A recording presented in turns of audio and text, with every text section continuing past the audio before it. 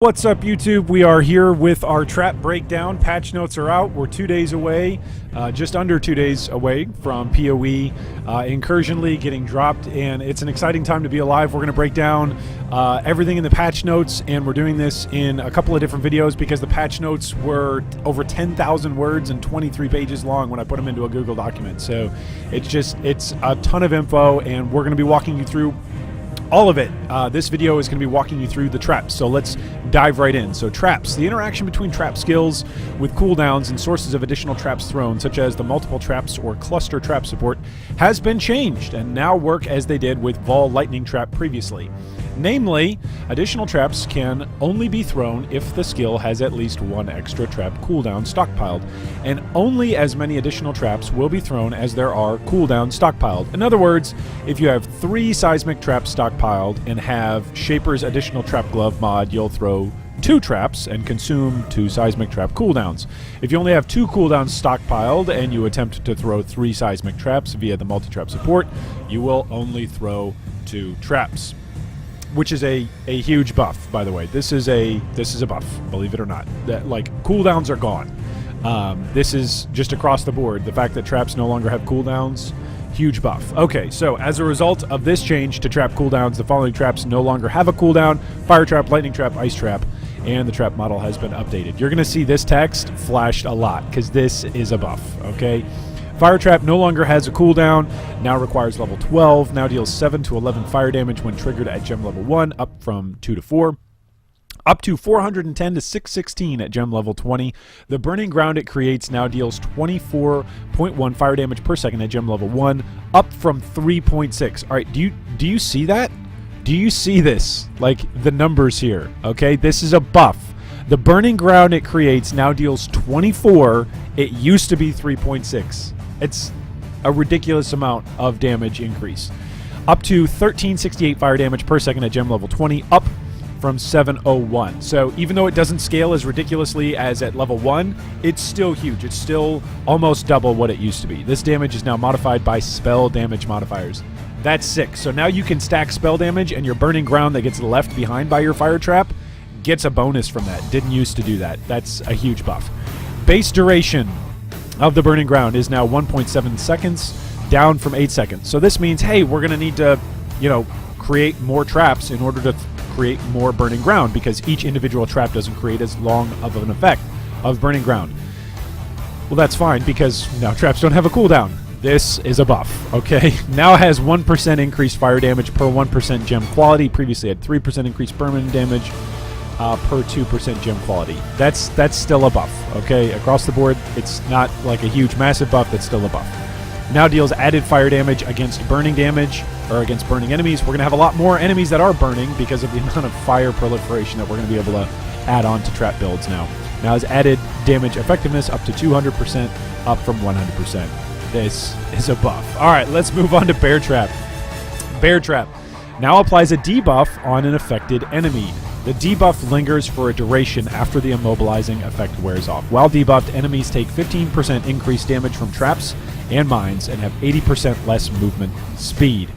While debuffed, enemies take 15% increased damage from traps and mines and now have 80% less movement speed. Oh, we already read that line. This movement speed gradually recovers back to normal over the course of the debuff's duration. Okay, so an immediate 80% slow, and then as the duration wears off, you're going to see them pick up speed. So think hinder. Think in my mind at least, I'm thinking basically like the hinder effect from Blight. Now has a 4-second cooldown, up from 3.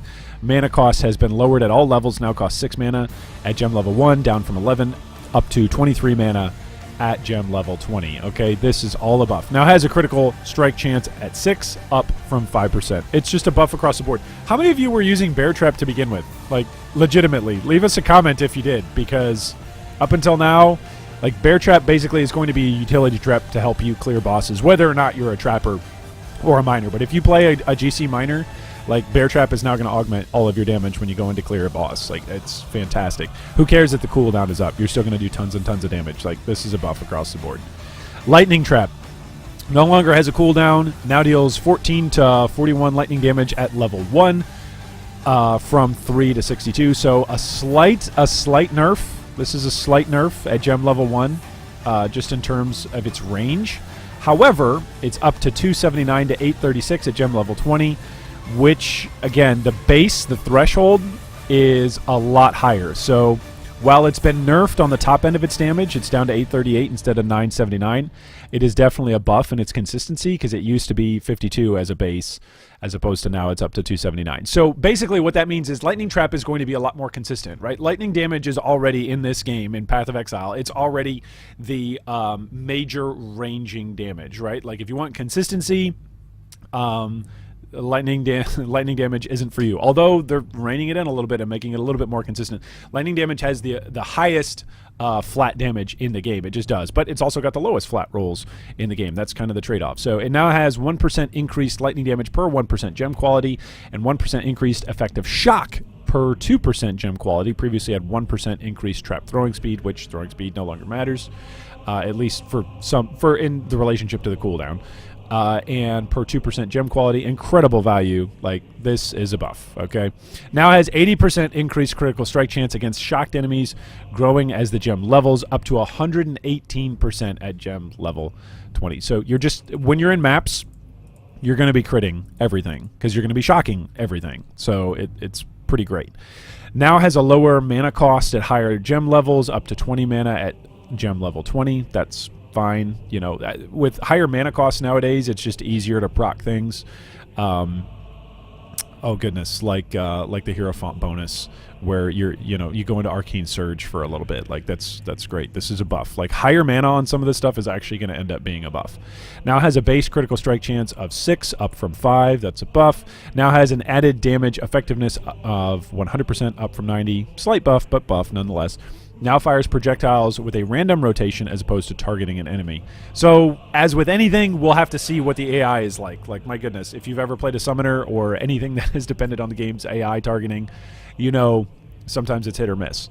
All right, so Lightning Trap definitely getting buffs across the board. Ice Trap no longer has a cooldown, because traps don't have cooldowns, and now deals 48 to 72 damage at gem level 1, which is a change from 60 to 90, so this is just a straight nerf, right? Its lower end damage is lower, and its higher end damage is also lower.